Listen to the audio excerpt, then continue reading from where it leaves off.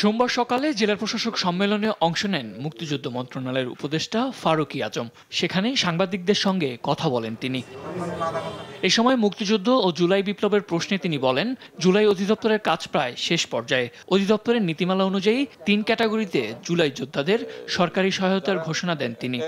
ক্যাটাগরিতে আহত মানে গুরুতর আহত যারা এককালীন 5 লক্ষ টাকা পাবেন এবং 20,000 টাকা প্রতি মাসে ভাতা পাবেন। এক অঙ্গহানি হয়েছে এই ধরনের যারা আহত যারা আছেন তারা 15,000 টাকা করে ভাতা পাবেন আর 3 লক্ষ টাকা এককালীন পাবেন। আর একটা সামান্য আহত ছিল, চিকিৎসা নিয়েছেন, ভালো হয়ে গেছেন, তারা অগ্রাধিকার ভিত্তিতে চাকরি ইত্যাদির পুনর্বাসন কর্মসূচিতে অগ্রাধিকার পাবে।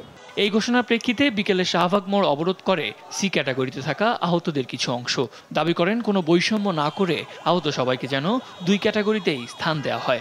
জুলাই অভ্যুত্থানে যারা মারা গেছে তাদের বিষয়ে আমাদের কোনো প্রশ্ন নাই, কিন্তু যারা আহত এখনো যারা বেঁচে আছেন আমাদের মধ্যে কেন ক্যাটাগরি করা হলো? 80% আহতরাই সি ক্যাটাগরির মধ্যে, আমাদের সি ক্যাটাগরির জন্য কোনো সুযোগ সুবিধাই রাখা হয়নি। আমরা কোনো ক্যাটাগরি চাই না ভাই। আমরা সি ক্যাটাগরি মানি না, আমরা আমাদের দাবির জন্য আজকে রাজপথে আছি।